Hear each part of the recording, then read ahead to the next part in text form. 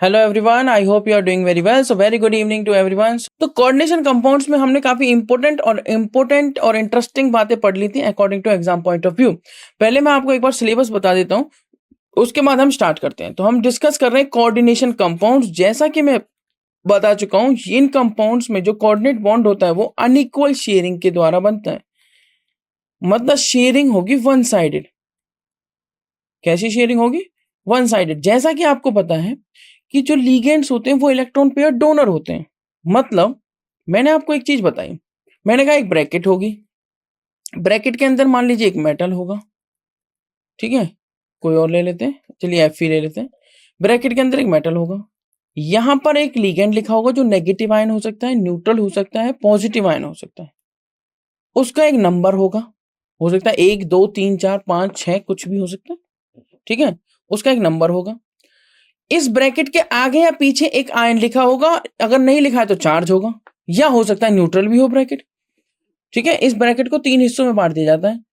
हो सकता है ब्रैकेट न्यूट्रल हो, मतलब ना आगे कुछ होगा ना पीछे कुछ होगा, ठीक है, और ना इस पर कोई चार्ज होगा, तो ये हो गया न्यूट्रल, 0। हो सकता है ब्रैकेट कटायनिक हो, जब ब्रैकेट आगे होगी, जब ब्रैकेट कहाँ होगी? आगे, तो इस पर चार्ज होगा, मतलब एक तरह से पॉजिटिवली चार्ज कोऑर्डिनेशन स्पेयर की तरह बिहेव करेगी। या ब्रैकेट अनायनिक होगी, मतलब ये जब ये पीछे होगी, कहाँ होगी? जब ये पीछे, तो इस पे नेगेटिवली चार्ज की तरह आप समझोगे। जैसे NaCl लिखा हुआ तो Cl इस पे नेगेटिव और Na पर पॉजिटिव आएगा, राइट। ये तो बात हुई। तो Na एक कटायन और Cl एक अनायन है, क्लियर। ब्रैकेट को ऐसे 3 हिस्सों में बांट सकते हैं। उसके बाद लिगेंड्स को भी 2 हिस्सों में बांट सकते हैं। होमोलैप्टिक लिगेंड्स के बेस पे इसको कॉम्प्लेक्स को बांट सकते हैं। होमोलैप्टिक कॉम्प्लेक्स हो सकता है या हेटेरोलैप्टिक कॉम्प्लेक्स हो सकता है। होमो मतलब एक ही टाइप के, मतलब सेम लिगेंड हो सारे। हेटेरो मतलब डिफरेंट, मतलब एक से ज्यादा टाइप के लिगेंड्स हो। बिल्कुल ठीक बात है। अगर मैंने यहाँ पे K4 लगा दिया, मान लीजिए ये हमारा काउंटर आयन हो गया, ये मैंने आपको बता चुका हूँ, ये हमारा काउंटर आयन है। मेटल 2 टाइप की वैलेंसी को सेंसिटाइज कर रहा है, और प्राइमरी टाइप की वैलेंसी जिसमें वर्नर थ्योरी को पढ़ चुके हैं। ये हमारी लिगेंड्स है जो सेकेंडरी वैलेंसी का टाइप है। ये शेप एंड ज्योमेट्री डिसाइड करते हैं मॉलिक्यूल की, ये लिगेंड्स। बट K4 की पोजीशन फिक्स नहीं है, तो ये शेप और किसको, ज्योमेट्री को डिसाइड नहीं करते। लिगेंड्स जो है मतलब जो हमारी सेकेंडरी वैलेंसी से वो कोऑर्डिनेशन नंबर बताती है, जब प्राइमरी वैलेंसी को सिर्फ ऑक्सीडेशन नंबर बताने में हेल्प करती है, ठीक है। ये हमारे लिगेंड्स हो गए। ये हमारी क्या होगी? 6 coordination number. What is the density? इस केस में 6 ही है। गलत बात, डेंसिटी इज, तो इस चीज का ध्यान रखना है। डेंसिटी वो है कि ये लिगेंड इस मेटल से कितने एटम्स से लिंक्ड है, कितने एटम्स इस लिगेंड के अटैच्ड हैं इस मेटल से, सेंट्रल मेटल आयन से। तो ये हमारा हुआ कैसा लिगेंड, बताइए जल्दी। ये हमारा हुआ हेक्साडेंटेट लिगेंड। हाँ, हेक्सा मतलब 6 से अटैच्ड है, ये तो हमारा मोनोडेंटेट लिगेंड हुआ। कैसा dentate? Monodentate, monodentate ligand, clear. और ये मैं लिख सकता हूं सेंट्रल मेटल आयन।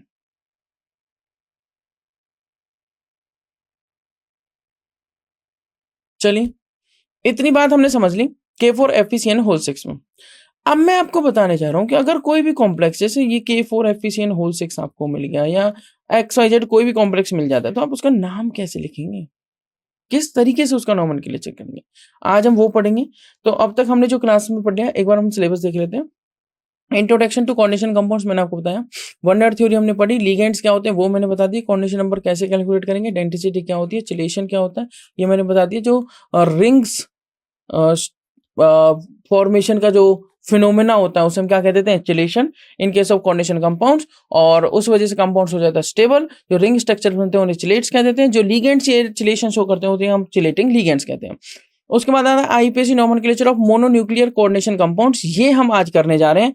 और आइसोमरेज बॉन्डिंग में VBT, valence bond approach, basic ideas of CFT मतलब crystal field theory, colour magnetic properties, importance of coordination compounds in qualitative analysis, extraction of metals and in biological system, ये सारी बातें हमारे syllabus में include है, ठीक है।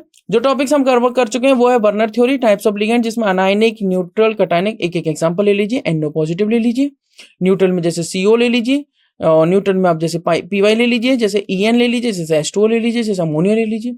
अनायनिक में तो कितने ही लिख लीजिए, Cl लिख लीजिए, Br लिख लीजिए, F लिख लीजिए, O लिख लीजिए, XYZ, ठीक है। ये हमारे अनायनिक के कॉम्प्लेक्स के एग्जांपल हो गए। डेंटिसिटी जैसे कि मैंने आपको बता दिया है, मोनोडेंटेट एक ही एटम अटैच्ड रहेगा, बाइडेंटेट दो एटम अटैच्ड हो जाएंगे एक ही लिगेंड से, एम्बिडेंटेट अवेलेबल तो दो हैं, अवेलेबल ज्यादा है, अटैच सिर्फ एक ही होगा, अवेलेबल दो हैं बट अटैच्ड सिर्फ एक टाइम पे एक से ही होगा, उसे हम एम्बिडेंट लिगेंड बोल देते हैं। एग्जांपल बता दूं, साइनाइड लिगेंड CnAnC नेगेटिव, ये एम्बिडेंट लिगेंड है, NO2 नेगेटिव या ONO नेगेटिव, ये एम्बिडेंट लिगेंड है। सही बात है। कोऑर्डिनेशन नंबर मैंने आपको बता दिया, नेबरिंग एटम्स मतलब number of attached ligands, number of attached ligands. उसके बाद आता है चिलेशन, चिलेशन मैंने आपको बता दिया, EDTA मैंने आपको बता दिया, EDTA मतलब इथाइलिन डाइमीन टेट्रा एसीटेट, और उसके साथ अदर एग्जांपल्स भी बताए, जैसे मैंने आपको बताया COEN होल थ्राइस वाला एग्जांपल 3 पॉजिटिव के साथ, ये भी तो चिलेशन है। आज हम पढ़ने जा रहे हैं IUPAC नोमेनक्लेचर, काफी इंटरेस्टिंग टॉपिक होने वाला है। तो चलिए स्टार्ट करते हैं अपने इंटरेस्टिंग टॉपिक को। कौन सा टॉपिक हमारा इंटरेस्टिंग? IUPAC nomenclature. चिलेशन हम डिस्कस कर चुके हैं, जिसमें हमने ये भी डिस्कस किया था कि एंट्रोपी इंक्रीज करती है, रिएक्शन फिजिबल है और थर्मोडायनेमिकली स्टेबल है। IUPAC नोमेनक्लेचर के कुछ रूल्स हैं, जिनमें से कुछ बेसिक रूल्स को मैं आपको बता रहा हूं, बाकी रूल्स हम डिस्कस करेंगे बट एग्जांपल्स के साथ। जैसे जैसे एग्जांपल्स आते रहेंगे उस बेसिस पर रूल्स हम आपको बताते रहेंगे। तो चलिए देखते हैं। फर्स्ट रूल क्या है?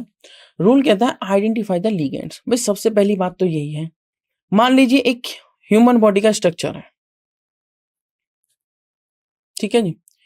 अब ह्यूमन बॉडी ने यहां अपने लोअर पोर्शन में कुछ पहना हुआ है। अब हो सकता है वो जीन्स हो सकता है ट्राउजर हो सकता है फॉर्मल पैंट हो। तो फर्स्ट ऑफ ऑल तो आपको यही आइडेंटिफाई करना है उसने क्या पहन रखा है, तभी तो आप उसका नाम बताएंगे। आपने आइडेंटिफाई कर लिया हाँ ये जींस है, तो आप बोल देंगे हाँ जींस पहन रखी है। फिर आपको देखना है कि ऊपर टी शर्ट है, कुर्ता है, शर्ट है, क्या है, फिर आप उसको बोलेंगे। तो सबसे पहला स्टेप है लीगेंड को तो आइडेंटिफाई करो, लीगेंड है क्या। लीगेंड आइडेंटिफाई होने के बाद आप देखेंगे मेटल सेंटर जो है कोऑर्डिनेशन पेयर में उसको, ठीक है। Name the ligand first in alphabetical order followed by the name of the metal center. If the ligand is negative ion charge, अगर ligand negative ion है तो change the ending of the ligand name to O and add the word ion after the ligand's name. The prefix bis and tris are used to indicate the presence of 2 or 3 ligands of a particular type respectively. जैसे एक ही ligand मान लो EN है, EN का नाम है ethylene diamine tetraacetate. अगर EN 3 आ गए तो मैं try ethylene diamine tetra acetate अगर बोलूं तो अच्छा नहीं लगेगा, क्योंकि ट्राई तो इसमें भी आ रहा है, EN के नाम में भी डाई वर्ड आ गया, डाई ट्राई टेट्रा, और उसमें भी आ गया, तो इसके लिए हमें लगाना होता है ट्रिस। तो जब कॉम्प्लेक्स टाइप के लिगेंड्स बार बार रिपीट हो तो उनके लिए बिस, ट्रिस, टेट्राकिस, पेंटाकिस इस टाइप के शब्द यूज करने होते हैं। मैं एग्जाम्पल दिखाता हूं आपको। फर्स्ट एग्जाम्पल देख सकते हैं, CONS3 होल 6 Cl3, बहुत अच्छा एग्जाम्पल दिया गया है, CONS3 होल 6 Cl3। चलिए इसका नाम लिखते हैं। जैसे मुझे कोई भी कॉम्प्लेक्स मिला और कहा इसका IUPAC नेम लिख दो, तो सबसे पहले आप इसका देखेंगे कि इसमें क्या क्या जो चीजें हैं। इसमें मैं आपको सारी बातें बताऊं चलूंगा। मुझे बताइए ये कॉम्प्लेक्स जो कोऑर्डिनेशन कॉम्प्लेक्स है, कोऑर्डिनेशन कॉम्प्लेक्स ये पॉजिटिव है या नेगेटिव, मतलब कटायनिक है या अनायनिक? ये कटायनिक है। क्यों? क्योंकि पहले आ रही है, काउंटर आयन बाद में, ठीक है। डेंटिसिटी बताइए, डेंटिसिटी लिगेंड की हुई मोनोडेंटेट। कैसा डेंटेट है? मोनोडेंटेट लिगेंड है, ठीक है जी। कोऑर्डिनेशन नंबर बताइए, 6 हो गया। Homoleptic heteroleptic? होमोलेप्टिक है जी, होमोलेप्टिक, ठीक है। जब भी आपको कोई ऐसा कॉम्प्लेक्स मिले, कोऑर्डिनेशन कॉम्प्लेक्स, तो इतनी सारी बातें आप देख सकते हैं। इसके अलावा सबसे पहला स्टेप नाम लिखते टाइम जो इंपॉर्टेंट है वो है ऑक्सीडेशन नंबर, मतलब ऑक्सीडेशन स्टेट। उसको कैलकुलेट करना, oxidation state of metal ion. चलिए कर लेते हैं। मैंने कॉम्प्लेक्स देखा, कॉम्प्लेक्स है CO NH3 whole 6 Cl3। Cobalt है X, अमोनिया पे चार्ज होता है 0, 0 इंटू 6 0, और इधर क्या लिखा हुआ है Cl3। Cl पे चार्ज होता है -1, कितना चार्ज होता है? -1, तो -1 इंटू 3 -3। यहां पे मैंने लिखा ओवरऑल कोई चार्ज दिख रहा है नहीं, तो x -3 इज इक्वल टू 0, तो x की वैल्यू आ चुकी है +3, मतलब कोबाल्ट +3 ऑक्सीडेशन स्टेट में अवेलेबल है। कोबाल्ट किस ऑक्सीडेशन स्टेट में अवेलेबल? +3 ऑक्सीडेशन स्टेट में। ठीक है। जब CO3+ अगर अवेलेबल है तो अब आप क्या करेंगे, आप इसका नाम लिखना स्टार्ट करेंगे, CONS3 6Cl3। सबसे पहले नाम लिखा जाता है ब्रैकेट के अंदर वाले, सबसे पहले नाम लिखा जाता है जो आपको पहले दिख रहा है। अगर काउंटर आयन पहले तो काउंटर आयन का लिखेंगे, ब्रैकेट पहले तो ब्रैकेट का लिखेंगे। अगर ब्रैकेट पहले है तो ब्रैकेट के अंदर सबसे पहले लिगेंड्स का नाम लिखेंगे, और अगर लिगेंड्स मल्टीपल टाइप के हैं तो सबसे पहले अल्फाबेटिकली लिगेंड्स के नाम लिखेंगे, मतलब डिक्शनरी रूल्स को फॉलो करना है। ठीक है, क्योंकि लिगेंड एक ही टाइप का है जो कि अमोनिया है, इस मॉलिक्यूल का नाम अमाइन है, इस लिगेंड का नाम AMMINE। AMINE नहीं लिखना है, क्या लिखना है, AMMINE। दिखते हैं? कह रहा है कितने अमाइन है, 6, तो मैंने लिखा हेक्सा। अच्छा, ये नहीं कि ए यहां पर है यहां पर है तो एक को स्किप कर दे, नहीं, जितने आ रहे हैं लिखते रहो। फर्स्ट लेटर कैपिटल स्मॉल दोनों रख सकते हैं और बाकी सारे स्मॉल रख रहे हैं। हेक्सा एक ही लाइन में लिखना है, हेक्सा अमाइन, और एक ही वर्ड की फॉर्म में लिखना है, हेक्सा अमाइन। आगे हो गया खत्म, इतना तो हो गया। अब ब्रैकेट के अंदर होगा बचा मेटल। अच्छा, मेटल अगर कटायनिक है तो कोई प्रॉब्लम नहीं, मतलब ब्रैकेट अगर कटायनिक है तो मेटल का नाम मेटल की तरह ही आ जाएगा।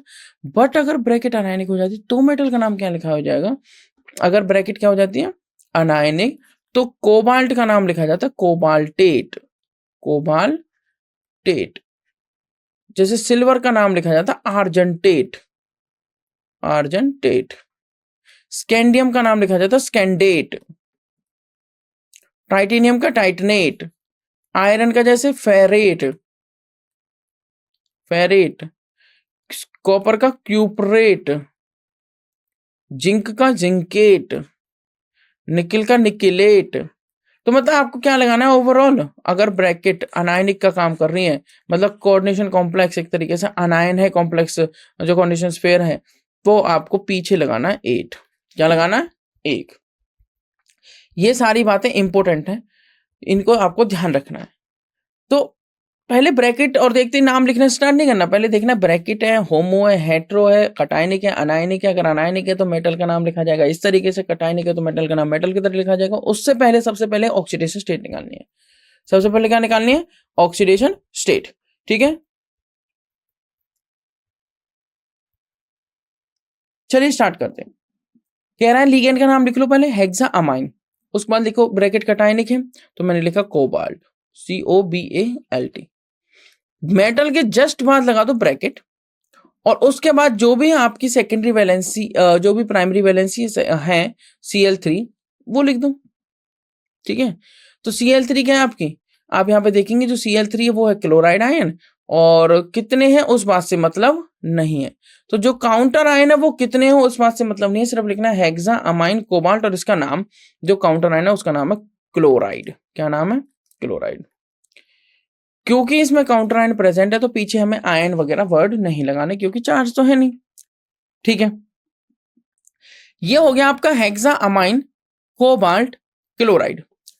अब कोबाल्ट की ऑक्सीडेशन स्टेट आपने पीछे कैलकुलेट करी थी जो कि 3+ आई थी, मतलब एक्स की वैल्यू आई थी 3+, उस 3+ वैल्यू को यहाँ पे लिखना है रोमन में 3। हो गया जी नाम, हेक्सा अमाइन कोबाल्ट क्लोराइड। बिल्कुल ठीक बात है, देख लेते हैं। कह रहा है CONS3 Cl3 में लिगेंड है आपका NH3 जिसका नाम होता है अमोनिया, मेटल सेंटर है CO जिसका नाम है कोबाल्ट, नेम है हेक्सा अमाइन कोबाल्ट 3 क्लोराइड। कह रहा है इसका नाम लिख दो FeC2O4 3 नेगेटिव। ठीक है जी, मैंने लिया Fe, मैंने कहा C2O4 होल थ्राइस 3 नेगेटिव। कह रहा है इस कॉम्प्लेक्स को ये भी बता दो, और किसी तरीके से पूछ सकते हैं, हाँ बिल्कुल इस तरीके से पूछ सकते हैं, FeOX होल थ्राइस 3 नेगेटिव। क्या और किसी तरीके से पूछ सकते हैं, हाँ जी और तरीके से पूछ सकते हैं, Fe होल थ्राइस ऐसे भी लिख सकते हैं, CO negative whole thrice 3 negative. तो देखो एक ही चीज है, C2O4 2 नेगेटिव, इसका नाम ऑक्सिलेटो, वैसे ही ऑक्जेलिक एसिड से बना है। देखो COOH क्या होता है, क्विकली बताइए। ऑक्जेलिक एसिड, दोनों से क्या रिमूव कर दो, HH, तो बन गया CO नेगेटिव, क्या बन गया जी, ऑक्सिलेटो आयन, ऑक्सिलेट आयन।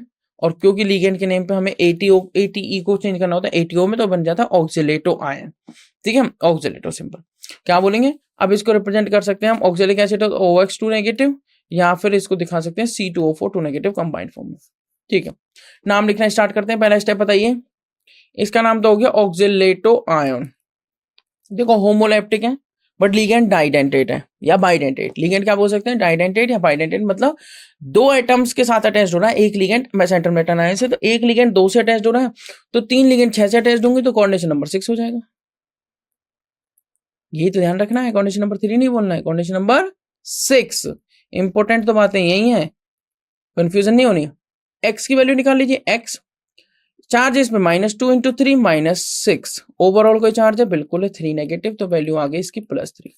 ठीक है, मेटल की ऑक्सीडेशन स्टेट क्या आ गई, +3 FeC2O4 whole thrice 3 negative.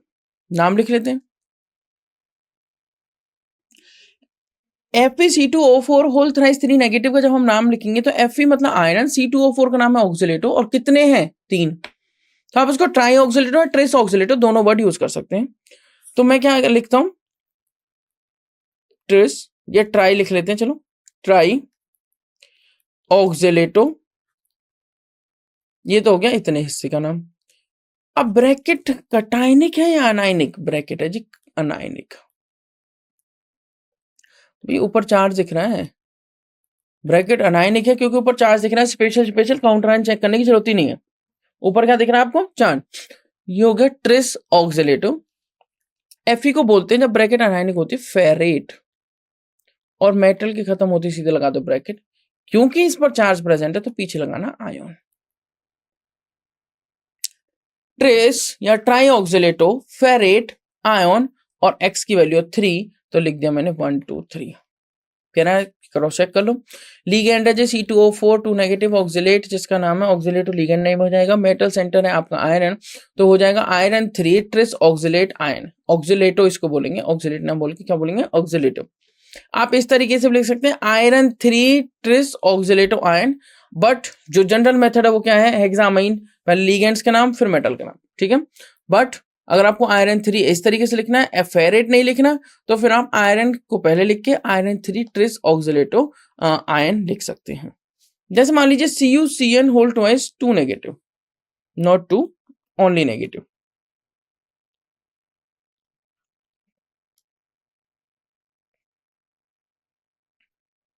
Cu का मतलब होता है कॉपर, पर क्योंकि ब्रैकेट अनायनिक है, बिकॉज कॉम्प्लेक्स इज अनायनिक,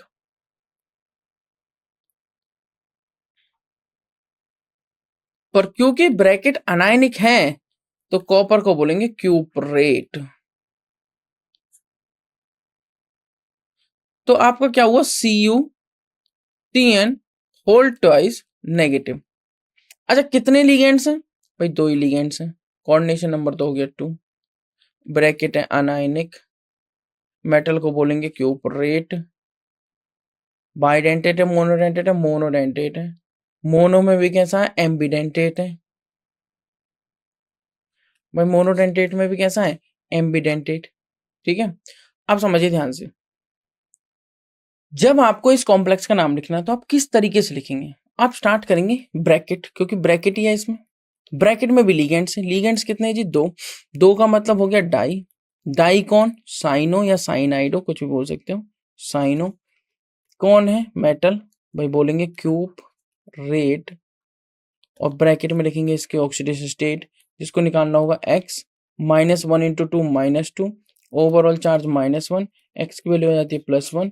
अगर 0 आती है तो 0 लिखेंगे, पर लिखेंगे रोमन में, पीछे लगा देंगे वर्ड आयन। कह रहे हैं आंसर चेक कर लो, आंसर चेक है डाइसाइनाइडो बोल दो, कॉपर 1 आयन। ठीक है, कॉपर की जगह हम यहाँ पे बोलेंगे क्यूपरेट, ये ध्यान रखना है, क्या बोलेंगे, क्यूपरेट, बिकॉज ब्रैकेट अनायनिक है, बिकॉज ब्रैकेट क्या है, अनायोनिक। ठीक है, ब्रैकेट क्या है, अनायनिक। ये हमारा आईपीएसी नोमेनक्लेचर हो गया। आईपीएसी नोमेनक्लेचर के बाद हम आइसोमरिज्म डिस्कस करेंगे, बट उससे पहले मैं कुछ एग्जांपल्स डिस्कस करना चाहता हूं। जैसे कि ये हमारा है FeF6 3 नेगेटिव। अगर मैं कहूं FeX6 3 नेगेटिव को हम डिस्कस करते हैं, तो Fe3 नेगेटिव, पहले मुझे बताइए, देखो मैं आपको एक टेबुलर फॉर्म देता हूँ और इस टेबुलर फॉर्म को आपको सभी जितने भी कोऑर्डिनेशन कॉम्प्लेक्सेस को आप क्या करेंगे, प्रैक्टिस करेंगे, उन सभी को इस टेबुलर फॉर्म में फिट करना है। ये हमारे यहाँ पर आएगा कोऑर्डिनेशन कंपाउंड्स। यहां पर आप अपने कोऑर्डिनेशन कॉम्प्लेक्स को लिखना जिसको भी आप नोमेनक्लेचर करना चाह रहे हो, ठीक है।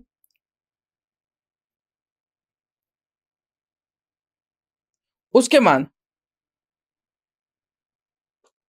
आपको चेक करना है कि जो कॉम्प्लेक्स है वो कटायनिक है या अनायनिक है।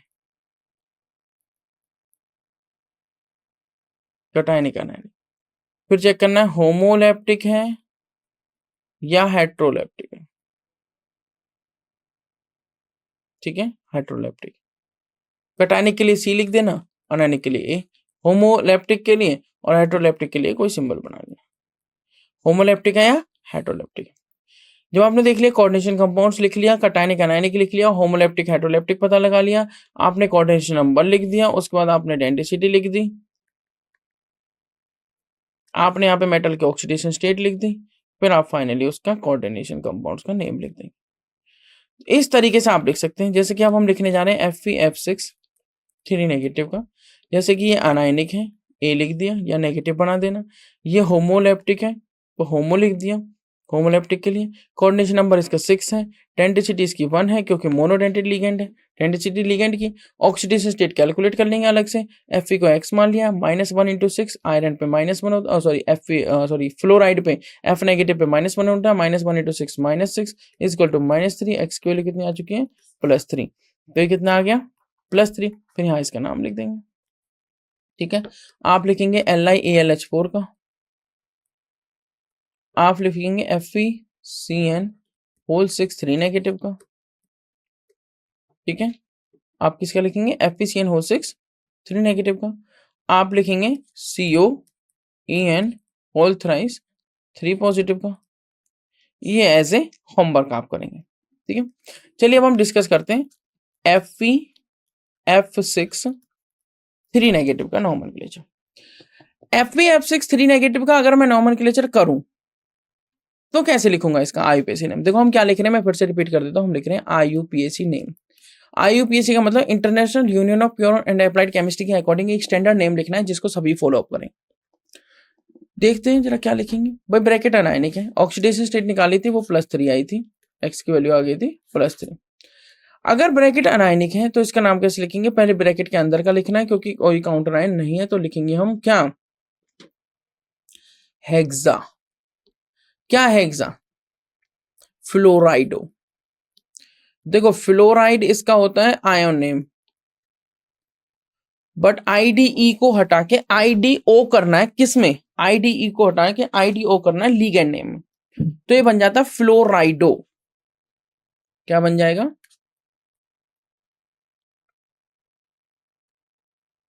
फ्लोराइडो। ये इसका आयन नेम है और ये इसका लीगेंड नेम है। ये इसका कौन सा नेम है, लीगेंड नेम। हमें कौन सा नेम लिखना है, लीगेंड। तो दोबारा लिख देते हैं, मैं लिखूंगा हेक्सा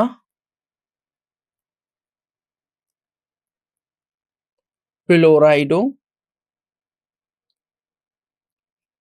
हेक्सा फ्लोराइडो। Fe को लिखेंगे फेरेट। कितना फेरेट, ऑक्सीडेशन स्टेट 3, आयन, क्योंकि ये अनायनिक है, कटायनिक होती तब भी लिखते।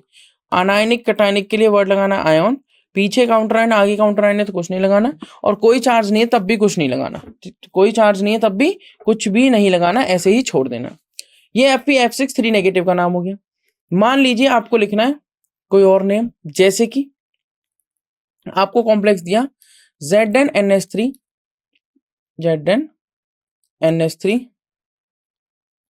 Whole 4 2 positive. कहा इसका IUPAC नेम लिख दो जी, बहुत आसान है। अगर मैं आपसे पूछूं दिस इज कटायनिक और अनायनिक। क्लियरली दिख रहा है कि कटायनिक है, 2 पॉजिटिव चार्ज है।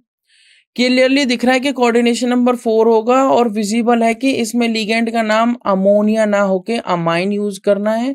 Ammonia is the molecule name, amine ligand name है और लिगेंड न्यूट्रल है। लिगेंड कैसा है? न्यूट्रल। आप ये भी पता लगा सकते हो। लिगेंड मोनोडेंटेड लिगेंड है। कैसा लिगेंड है? मोनोडेंटेड। चार्ज इस पे 0 है।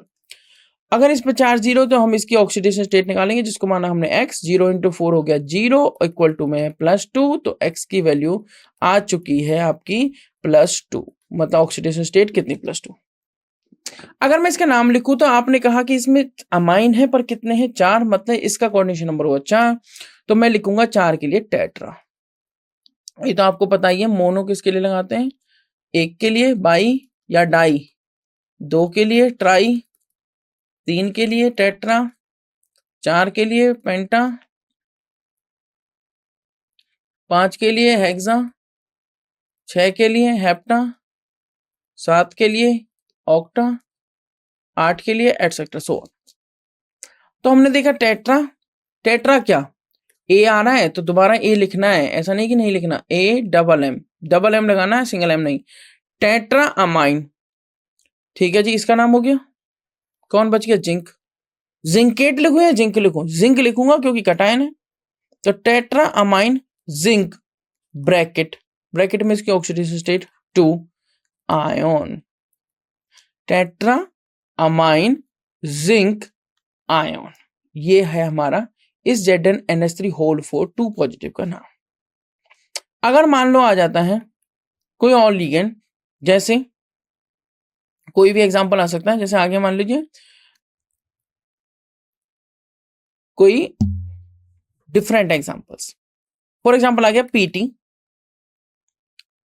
Cl2। आइसोमरिज्म हम डिस्कस करेंगे अपने नेक्स्ट क्लास में। मैं एग्जांपल्स आपसे डिस्कस कर रहा था। मान लीजिए एग्जांपल आ गया PT Cl2, ठीक है, और इसके साथ क्या हो सकता है? NH3 whole twice. Coordination number बताना जरा। देखो आपकी बार मैंने लिया हेट्रोलेप्टिक कॉम्प्लेक्स। हेट्रोलेप्टिक कॉम्प्लेक्स क्यों लिया? हेट्रोलेप्टिक कॉम्प्लेक्स क्योंकि हेट्रोलेप्टिक कॉम्प्लेक्स क्यों लिया है? क्योंकि अब तक हम होमोलेप्टिक डिस्कस कर रहे थे। तो 2 और 2 कोऑर्डिनेशन नंबर हो गया 4। अच्छा 4 ही क्यों हुआ? क्योंकि ये भी मोनोडेंटेट है। कोऑर्डिनेशन नंबर डायरेक्ट नहीं बताना है, मोनोडेंटेट है या बाइडेंटेट इस बेस पे डिपेंड करेगा। ये भी मोनोडेंटेट और ये भी क्या हुआ? मोनोडेंटेट। तो मोनोडेंटेट मोनोडेंटेट, ये भी 2 ये भी 2, कोऑर्डिनेशन नंबर हुआ 4। हेट्रोलेप्टिक लिगेंड हो गया आपका हेट्रोलेप्टिक कॉम्प्लेक्स। इसका नाम क्या है? Platinum. Platinum coordination number 4, neutral complex है, एकदम न्यूट्रल। लिगेंड्स है इसमें 2 टाइप के। एक है NH3 जिसका नाम क्या है? अमोनिया नहीं बोलेंगे, क्या बोलेंगे? अमाइन, जिसमें भी लगाना है डबल एम। AM नहीं लगाना, सिर्फ क्या लगाना है? Double M. ये इसका लिगेंड नेम है, लिगेंड नेम। उसके बाद Cl, इसका नेम होगा क्लोराइडो। IDE को हटा के क्या लगाना है? IDO, क्लोराइडो। चलिए इसका नोमेनक्लेचर करते हैं। न्यूट्रल कॉम्प्लेक्स है तो ब्रैकेट से स्टार्ट करेंगे। ब्रैकेट में पहले लिगेंड, लिगेंड में पहले अल्फाबेटिकली लिगेंड्स का नाम लिखना है।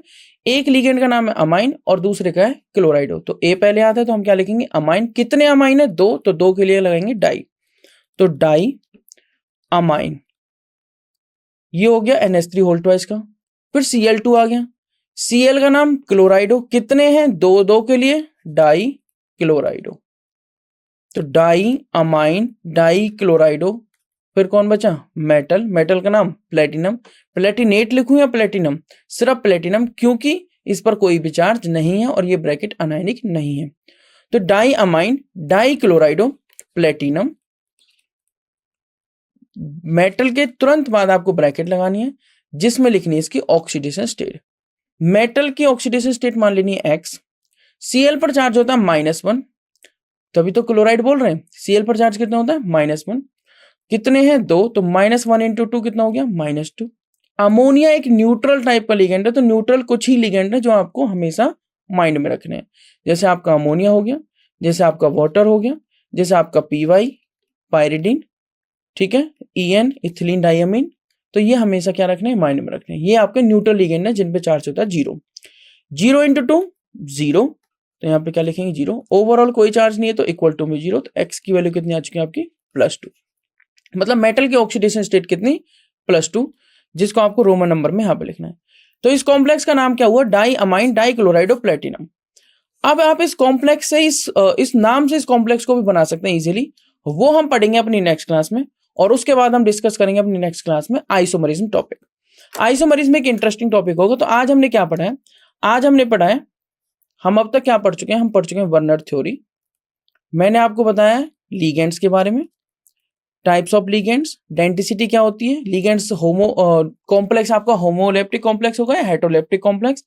लिगेंड्स को क्लासिफाई कर सकते हैं चार्ज के बेस पे, जैसे न्यूट्रल, कैटायनिक और अनायनिक। लिगेंड्स को क्लासिफाई कर सकते हैं उनकी डेंटिसिटी के बेस पे, जैसे monodentate, bidentate, ट्राइडेंटेड, tetradentate, पेंटाडेंटेड, hexadentate. EDT एक इंपॉर्टेंट कॉम्प्लेक्स है जो मेडिसिनल केमिस्ट्री में काफी यूज होता है, जैसे इथिलीन डाइअमीन टेट्रा एसीटेट इसका फुल फॉर्म है। स्ट्रक्चर मैंने आपको एक्सप्लेन किया था, ठीक है जी, वर्नर थ्योरी। और उसके बाद हमने IUPAC सीख लिया है, international union of pure and applied chemistry के अकॉर्डिंग एक स्टैंडर्डाइज नाम देना है सभी कॉम्प्लेक्सेस को। क्लियर। नेक्स्ट क्लास में हम डिस्कस करेंगे आइसोमरिज्म। तब तक के लिए थैंक यू सो मच, मिलते हैं आपसे नेक्स्ट क्लास में।